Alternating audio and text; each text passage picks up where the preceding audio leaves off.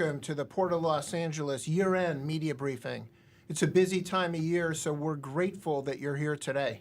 I'm Philip Sanfield, the Port's Communications Director, and joining me, as always, is Executive Director Gene Soroka. Hello, Gene. Hello, Philip, and happy holidays, everyone. We've got some key insights to share today as we reflect on the past year, plus a look ahead to 2025. So let's dive right in. First, we'll begin with our monthly numbers, which continue to show strong, steady volume in Los Angeles. Following that, we'll speak with Scott Kelly, Vice President of Ocean Services for the Americas at Expeditors International, one of the world's largest logistics companies. This segment of our industry often goes unnoticed by the public, so we're thrilled to have Scott here in Studio 522 to share his expertise on ocean freight. I'm looking forward to his thoughts on tariffs, front-loading, East and Gulf Coast labor issues, and more. And then, of course, we'll take your questions as well. Thanks, Gene. Sounds like another great discussion ahead. But first, let's look at the robust monthly cargo data you mentioned and our year-to-date standings. Philip, the flow of cargo remains strong in November, with the Port of Los Angeles handling 884,000 container units. That's a 16% improvement over last year and 15% above our 5-year running average for the month of November. On the import side, we led the way here with 458,000 TEUs. That's a 19% increase compared to last year. The key driver of this growth is the underlying strength of our nation's economy, which continues to boost consumer spending. The latest retail data out this morning shows sales up 0.7% in November, higher than most analysts had expected. According to the National Retail Federation, about 200 million Americans, 3/4 of all adults, shopped at near record levels on Black Friday and Cyber Monday. This bodes well for the remaining days of this holiday shopping season. While the strong consumer trends are promising, it's important to highlight a few geopolitical issues that have led to increased cargo movement through Los Angeles. These include the unresolved labor contract negotiations on the East and Gulf Coasts, as well as front-loading of cargo as a hedge against potential tariffs and the ongoing security concerns in the Red Sea. We'll talk about all that and more with Scott in just a few minutes. Shifting over to exports, Los Angeles handled 124,000 TEUs, 11% more than last year. And since there's so much room to boost American exports, we're making a considerable effort in this area. Just a few weeks ago in our nation's capital, I met with Secretary of Agriculture Tom Vilsack. We discussed strategies with growers and ranchers, among others, to expand U.S. exports through the Port of L.A. Our focus has been on leveraging the surplus of empty containers and better positioning them for our ag exporters. We're starting to see some early success. Just last week, Con Global launched a container depot at the new wonderful industrial park in Central California. This new logistics center, equipped with containers and chassis, will enable faster and more efficient exports from the Central Valley down here to the Port of Los Angeles. In addition, this new facility will soon introduce a rail component, which will further improve export efficiency here in LA. And speaking of those empty containers, Los Angeles processed 302,000 of them in November, marking a 13% increase over last year. That tells us more imports are on the way. To better handle those imports, we've just expanded our Port Optimizer with a brand new truck appointment reservation system.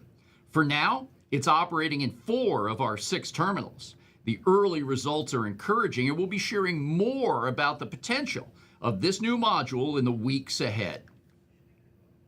Even with December numbers still pending, year-to-date, the Port of Los Angeles has already handled almost 9.4 million container units. We're tracking 19% ahead of 2023 and 7% above that all-important 5-year average. That puts us well on pace to exceed 10 million TEUs for only the second time in our proud 117-year history. This remarkable milestone, we owe a deep debt of gratitude to the collective efforts of all our partners. The women and men of the ILWU, Our trucking community, terminal operators, railroads, and all those who dedicate their time to continue to elevate the Port of Los Angeles to new heights. Thank you, Gene. So how will we end this great year? And the bigger question, what about 2025? Philip, all indications suggest that we're heading into our best December on record. Traditionally, it's a softer month for volume, but this December will likely surpass 900,000 TEUs. All those geopolitical issues I mentioned are continuing to shift some additional cargo out here to the West Coast and specifically Los Angeles. With a strong economy underpinning all of this, those factors should help us get off to a fast start in 2025. Plus, factories in Asia will try to push out inventory ahead of Lunar New Year, which begins on January 29th, before they take a traditional break, when workers take time off to celebrate the holiday with family and friends. We'll likely begin to see a softening of cargo in late February, early March.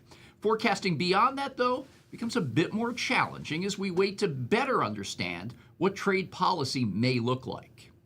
On the subject of tariffs, some experts say that the earliest implementation date could be the summertime or maybe even into the third quarter of 2025.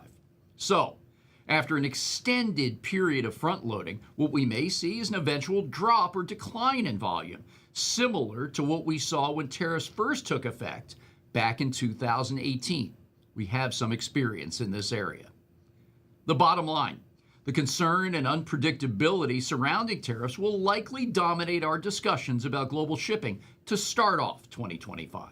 Here in Los Angeles, we'll be attentive, smart, and nimble to adapt to market conditions that lie ahead. Thank you for sharing those insights, Gene. They set the stage perfectly for our guest today. Would you please introduce him? My pleasure, Philip. For 2 decades, Scott Kelly has served as an executive at Expeditors, which provides a range of logistics services in 105 countries across 6 continents.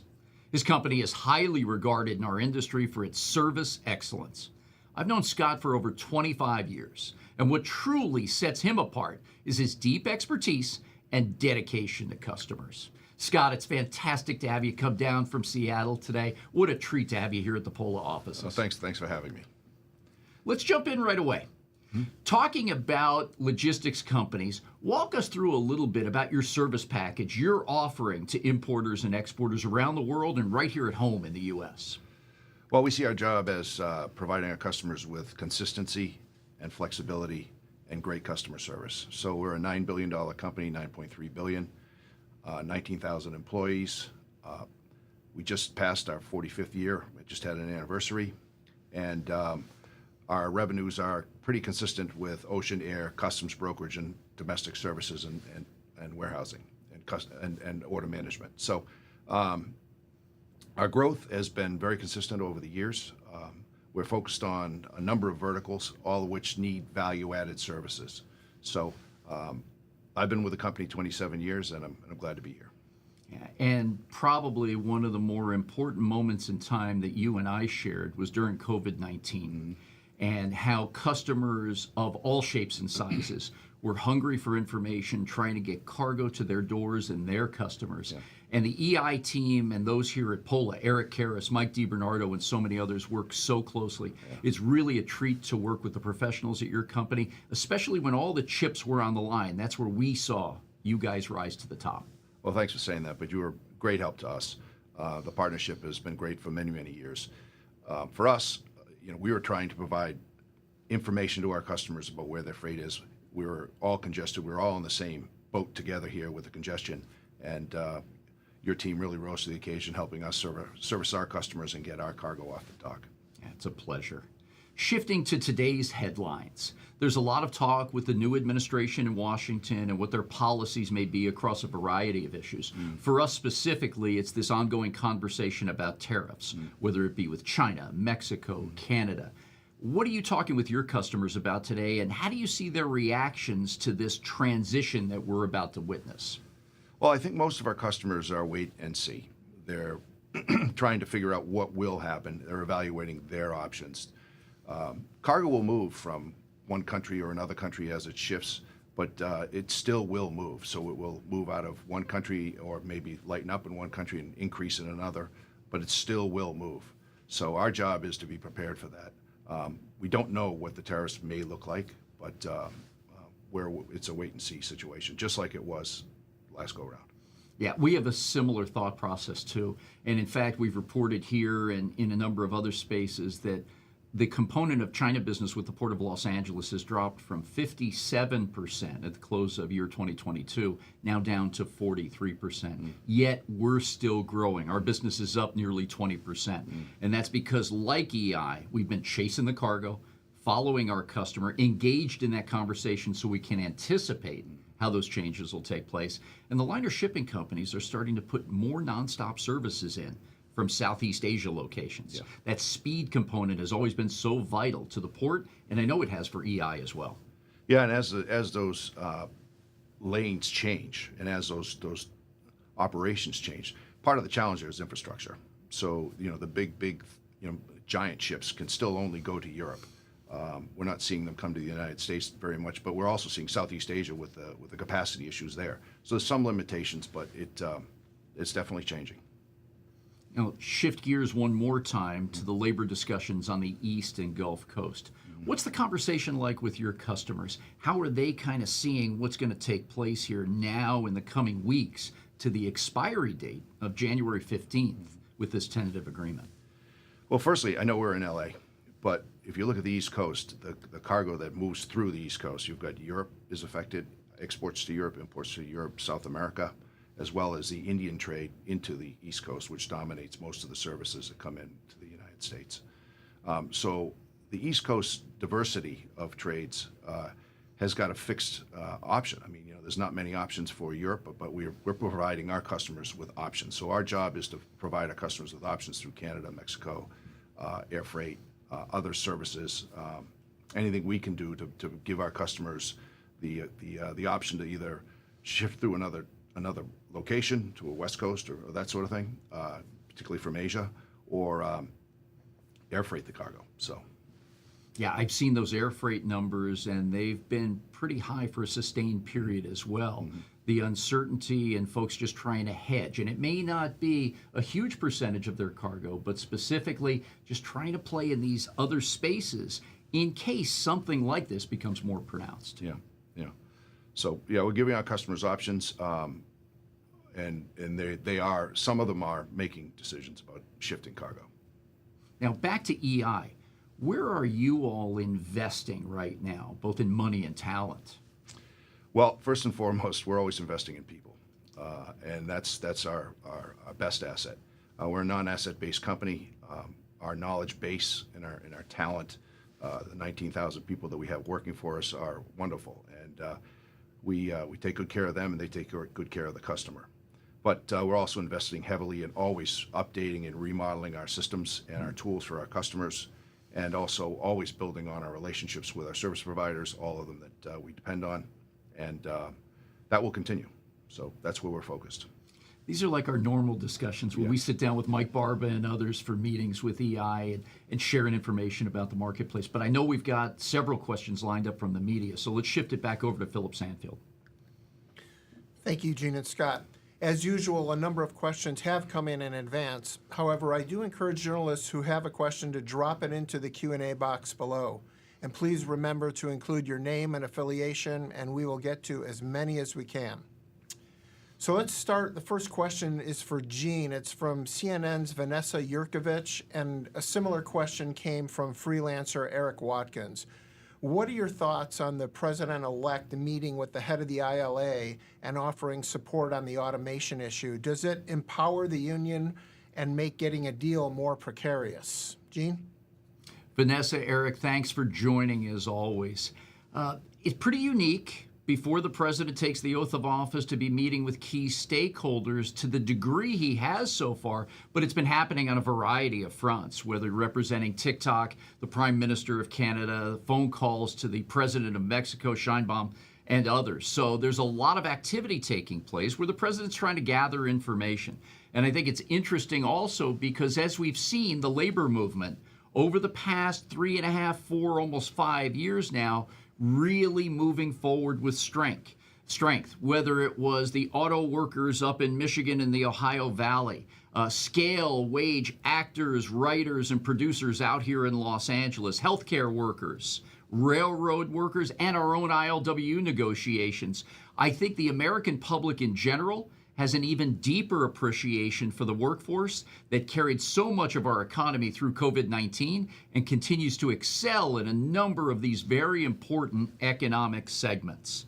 So all we want is fair bargaining and a quick resolution to these debates, but understanding that automation on port terminals is one of the most polarizing issues that we have to discuss today. There's a way to get to answers, but it's also going to be a very unique time. While this contract expires on January 15th, that's only 5 days before the swearing in of the new president on January 20th, and it could be weeks or months before cabinet members are confirmed by Senate. One of the things we have noticed with the current administration is that Acting Secretary Julie Su used a lot of shuttle diplomacy, kept both sides at the table, kept talks moving forward in a variety of collective bargaining environments. And that's shown to be pretty positive as far as the outcomes go. I trust that incoming President Trump will have the same mindset of keeping folks at the table and moving the dialogue forward. And it is my view, in conclusion, that all ports in the United States need to be running at top speed to fuel this American economy. Thank you both. The next question is for Scott. It's from Bill Mongaluzzo of the Journal of Commerce. Scott, with a second and possibly longer strike by the ILA in January, do you anticipate that retailers will significantly ramp up their shipments through the West Coast until there is a contract agreement? Well, as I mentioned earlier, the East Coast services, the European trades, South American trade, as well as the Indian trade pretty heavily. Customers will have the options of beginning to ramp up their shipments in the next week or so. We'll see what they do. Customers that had already built a model in have adjusted and moved to the West Coast a little bit. We're already seeing some of that. But other than that, we're not seeing a mass migration yet. Very good. Thank you. Gene, Bill is following up with a question for you. With rail container dwell times higher than normal for December and an especially strong January forecasted pre-Lunar New Year, will the terminal operators in the San Pedro Bay and the Western railroads be prepared to handle intermodal rail volumes next month without significant congestion? Thanks for the question, Bill, and appreciate you joining today as well. What's interesting, from July 1 through October 31st, we moved more cargo here through the Port of Los Angeles than we did during the peak of the import surge back in 2021, or a close second in 2022. We moved more cargo than those two highlighted years without one ship backed up. And you may remember back on January 9th of 2022, we had 109 ships at anchor outside the San Pedro Bay. This really is a spotlight of the great work of the ILW, the most productive workforce ship to shore of anyone in the world. The way we've rallied together with importers, exporters, great companies like Expeditors, our railroads, trucking firms, and so many others from the brokerage forwarder community. Specific to rail right now, we've had our ups and downs this year. It's been very interesting. And even going back 6-7 weeks ago, rail dwell time was at nearly 8.5 days. Today, it's under 4.5. We had more than 8,800 containers aging 9 days or longer, a measurement we now keep in this industry. Today, it's about 1,500. So we've seen both the Union Pacific Railroad and the BNSF Railway working around the clock trying to help solve these issues with engine power, crewing, and rail cars, trying to match up imports and exports better than ever. And it's folks on the ground like John Gabriel from the BNSF, Jim Bishop from over at the UP that are constantly here sharing ideas and working with so many of these stakeholders to get the cargo out.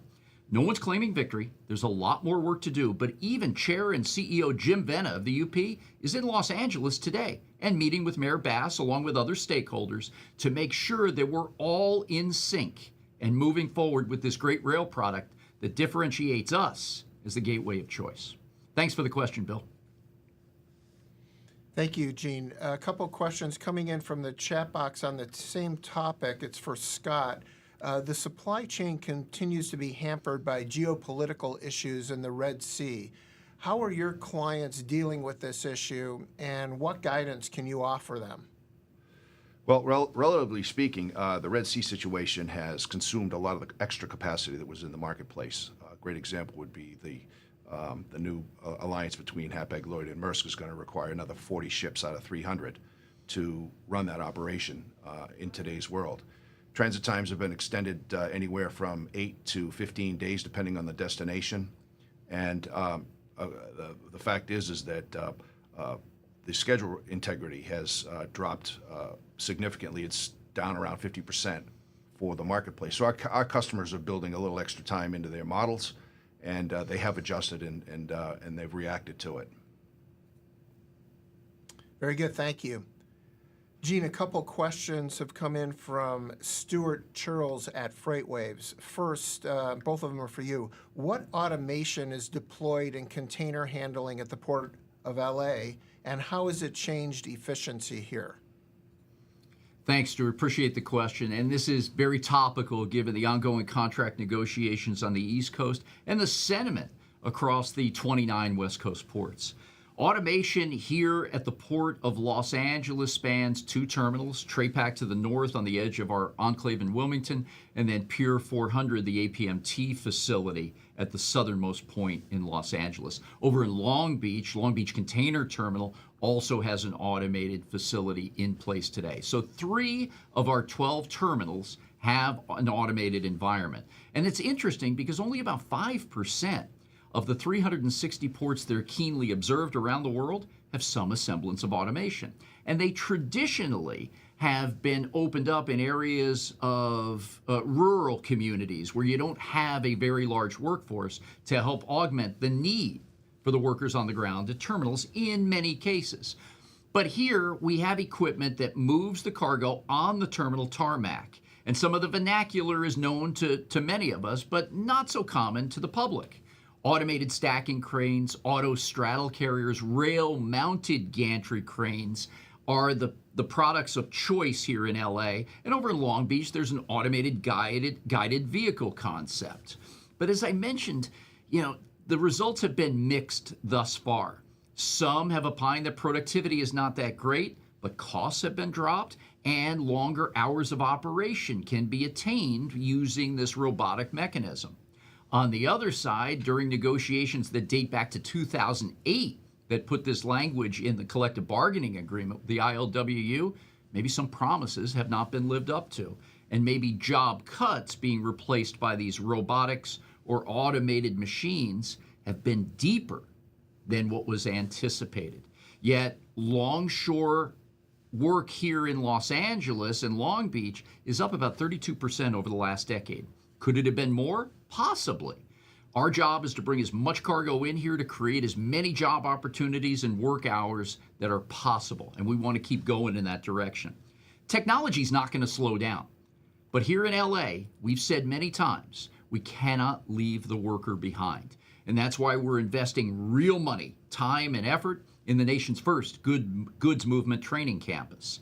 It'll be a terminal in a safe and secure environment that longshore can work at to learn their craft and skills, build hours to become registered members of that great union.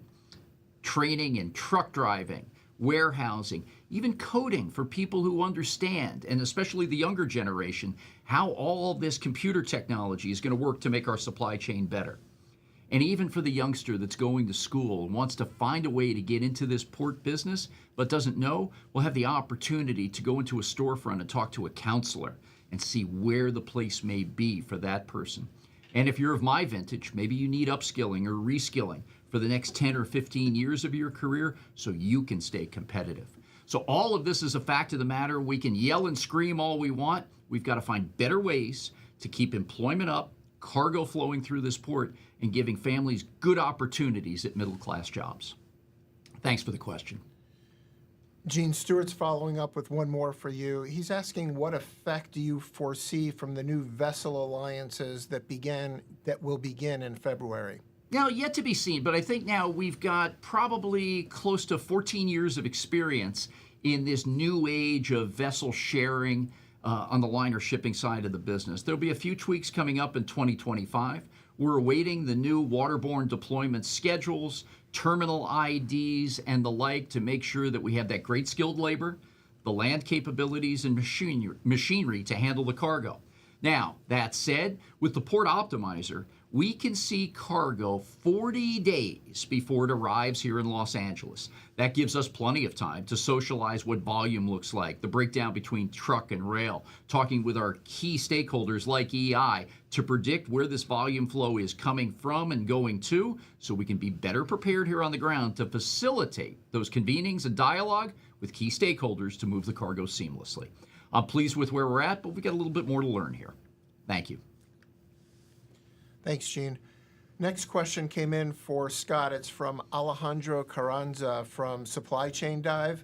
Scott, besides moving cargo through the West Coast or Canada and Mexico, what else are cargo owners doing or can they do in response to tariffs and port labor concerns?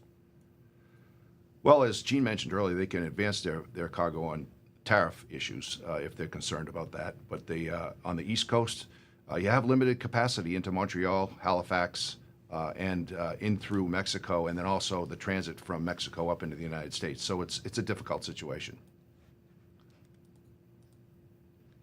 Very good. Thank you. Gene, from Stas Margaronis, American Journal of Transportation. In 2024, we saw more China imports accessing the United States through the two main Mexico ports, Manzanillo and Lázaro Cárdenas. At the same time, Costco has opened up its megaport in Peru to support the South American trades. Do these two events pose challenges to the Port of Los Angeles? Thanks for the question, Stas, and always appreciate you being with us to cover our industry. Whether you're talking about Chancay in Peru or the twin ports on the west coast of Mexico, what we see is a surge in Mexico's manufacturing sector, whether it be in the automotive segment, appliances, electronics. There's a real boom happening, and Mexico has overtaken China for the first time in 20 years to be the United States' largest trading partner. What I don't see are China finished goods coming through Mexico to get into the United States. These are typically inputs that go into the manufacturing sector, and here in Los Angeles, as I've reported, we're enjoying some of that business as well. Whether it's cargo that comes into LA and then trucked down to Mexicali on the Baja Peninsula, or taking double stack train over to El Paso to cross the Zaragoza Bridge into Juarez, or continue on into Nuevo Laredo, crossing at Laredo, Texas, which is the largest land-based port in the nation. So we've got a lot of opportunity here to share in this growth and the uptick in manufacturing. And there's still a lot of discussion about what tariffs may look like for Mexico goods. The average product that has inputs coming to it for manufacture of a finished good in Mexico transits our border with the United States and Canada 7 times on average, according to the Dallas Fed, before that finished product is ready for sale. And that's part of the USMCA agreement, the updated NAFTA during the first President Trump administration. So there's a lot of upside here and a lot we have to take into account, but we're not being left behind. There's much work to do in helping Mexico grow, which will also help the U.S. economy grow. Thanks, Stas. Great, thank you, Gene. Looks like one more question has popped into the Q&A box, so we'll take that, and any others, now is your time to type them in. This is from Libby Rainey from LAist. I think she's asking for the first time here. She's saying, thanks, Gene, for laying out some expectations based on how the Trump administration is interacting with the ILA. How are the ports of LA and Long Beach preparing for a possible second dock workers strike on the East and Gulf Coasts? And what impacts could people here in Southern California see if that strike does take place? Libby, thanks for joining. We appreciate your interest in this port business. First and foremost, I hope we reach a conclusion very fast between the USMX and the ILA dock workers to keep this American economy moving at top speed. The Atlanta Fed is projecting strong fourth quarter GDP numbers, and many experts are looking to a bright economic outlook for year 2025. We don't need any segment of the supply chain holding us back, but the workers have to be paid and have to have good work rules in this collective bargaining agreement. Back here in Los Angeles, we're running at about 80% of capacity. We have room to grow if there are continued shifts in cargo our way. We're focused on the nuts and bolts of moving all this cargo out efficiently. 2/3 of our business moves in and out by truck, and the average dwell time for a container that's designated over the road is at about 3 days, which is a little bit better than it was pre-COVID. So we look at these vital statistics of the port every morning and get a good snapshot within about 60 seconds to understand the health of the port and what areas we need to work on. But I am confident that we still have room to grow here should we be able to help out in a short period of time, be the gateway of choice for others while this negotiation is ongoing. But to Scott's earlier point, it's not just traditional North Asia Trans-Pacific cargo that we're talking about here. This is cargo that moves from a number of different markets where there are not easy choices just to simply shift to another gateway in the United States. There's a lot of work to be done at the C-suite with supply chain experts and service providers like EI along with the Port of Los Angeles to help us get through this important point in time. Thank you, Libby. Appreciate you joining. Well, that concludes today's media questions. Gene, back to you for some final thoughts. Scott, this is such a treat, and it reminds me of our first visit back in Shanghai when I was working for Brian Lutt, and you came over with JJ and a couple of the other guys to negotiate contracts, and this friendship has continued for a quarter century. Yes. Just tremendous. Yes, great. It's been great for us, and we're just glad to be part of your growth and part of your success as well. Fantastic. Keep up the good work. Yeah, thank you very much. In closing, as we prepare to turn the page on 2024, I want to express my sincere appreciation for your continued interest in the Port of Los Angeles. It's your engagement that truly makes these briefings worthwhile for so many. And I thank you for the quality of your work and the integrity you all bring to it.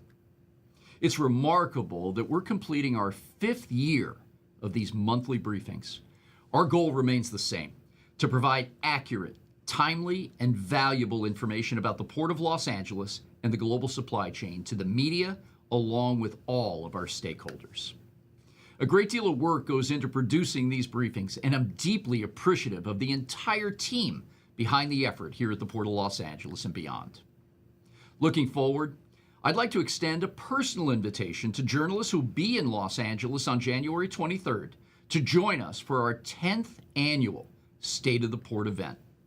It would be an honor to have you with us at the Los Angeles World Cruise Center. Please reach out to Philip if you'd like to attend.